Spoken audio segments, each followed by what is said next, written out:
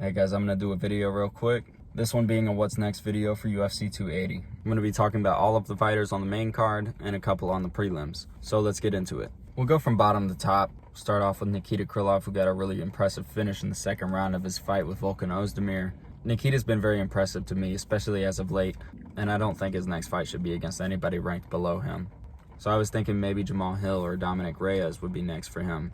The highest up I would go on the rankings for him is probably Alexander Rakic, but I think he has a real good chance of winning a fight against any three of those guys. So moving on to Sean Brady. Sean Brady took the first loss of his career against Belal Muhammad. He's a very interesting fighter, and honestly, I'd like to see him fight a guy like Vicente Luque or Shavkat Rakhmonov next. And as for Belal Muhammad, the guy who beat him, he was calling for a fight with Leon as of recently, seeing as they both have unfinished business.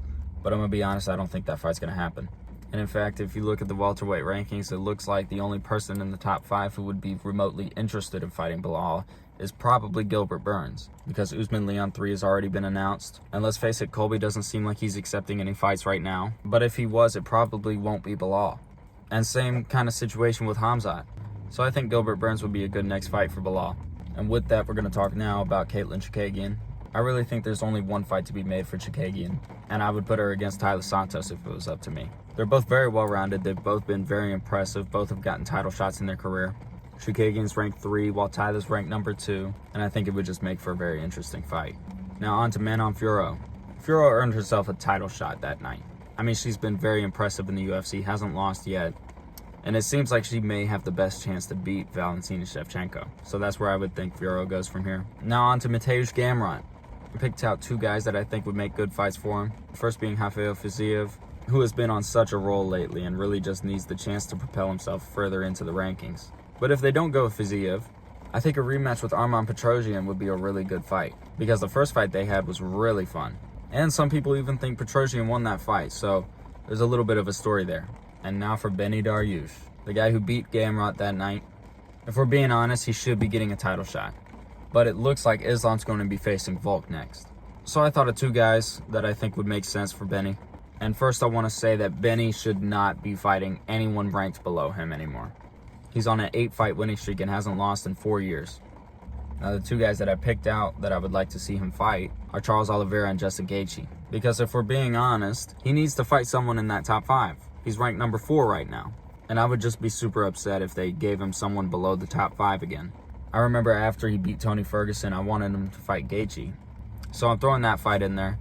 And if that's not the fight that gets made, then I think it should be Charles Oliveira. Because if you can't fight the champ, the next best choice is the guy who was the champ before him.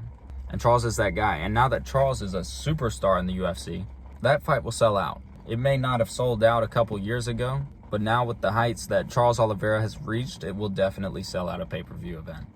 And on top of that, it just lines up to be a super competitive fight. So now we'll talk about Petr Yan. Personally, I'd love to see him fight TJ. I mean, both him and TJ lost that night, so if you put the 2 together, it just kind of fits. And if not TJ, then I'd like to see him fight Merab Dvalishvili. And really, I just threw Merab in there because he doesn't have a fight lined up with anybody in the bantamweight division as of yet. And he also doesn't want to fight the bantamweight champ because they're friends and training partners. So preferably, I'd like to see Petr Yan fight TJ. So now we'll talk about Sean. And no, I'm not going to give my opinion on whether or not I think he won. I've rewatched the fight so many times just trying to solidify my opinion and where I stand on the matter. And as of now, I'm just not completely 100% certain. So I'm only going to talk about who I'd like to see him fight going forward. And really, there's just one guy. A fight we were all very excited for in the past, and a fight we will be much more excited for in the future. Sean O'Malley versus Chito Vera 2. Now is the time, if any.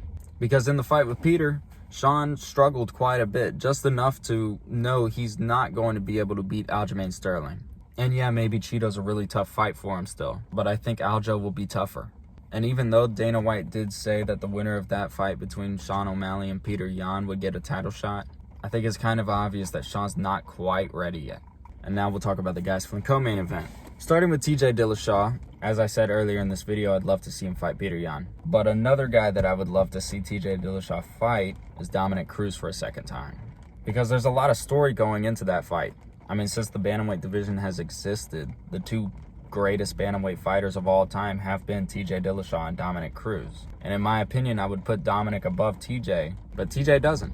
and that could be a reason for Dominic to want to fight him. Plus, the two are kind of getting up in age. There's no telling how much time we have left with either of them. And now for Aljamain Sterling. Now, I don't really have to talk much about Aljo. It seems pretty damn obvious that they're going to go with Henry Cejudo. Although I would have rather preferred to see Henry come back and have a fight before getting a title shot, Aljo versus Cejudo definitely seems to be the smartest choice to go with. So now we'll move on to the main event. And I'm going to talk about Islam first because it's pretty damn obvious he's going to fight Volkanovski next. And even if Charles would have won the fight, Volk would have been the next challenger regardless. So I'm not even going to name any names for Islam. And while I did pick against him, I am very excited for his title reign because now he'll actually have to face the best of the best. The guys like Justin Gaethje, the guys like Michael Chandler, the guys like Dustin Poirier. And I would not be surprised if we saw a Charles Islam rematch somewhere down the line. And with that being said, we're going to talk about Charles now. I think there's only one guy that Charles should fight next, and it's Beneil Dariush. All right, Charles has beaten everybody worth mentioning at lightweight. Everybody except Beneil Dariush. Dariush is the only guy in the top 5 that Charles has not fought yet. And while I would argue that Charles has done enough to get an immediate rematch, the UFC has already gone ahead and kind of made it official that Islam's going to be fighting Volkanovski next. So I would say in the meantime, Charles can fight Dariush. And it seems like that's all I got for y'all. Sorry to kind of run through all these really quickly, but I've been trying to catch up on videos that I'm behind on. So bear with me, hit like, subscribe, and all that.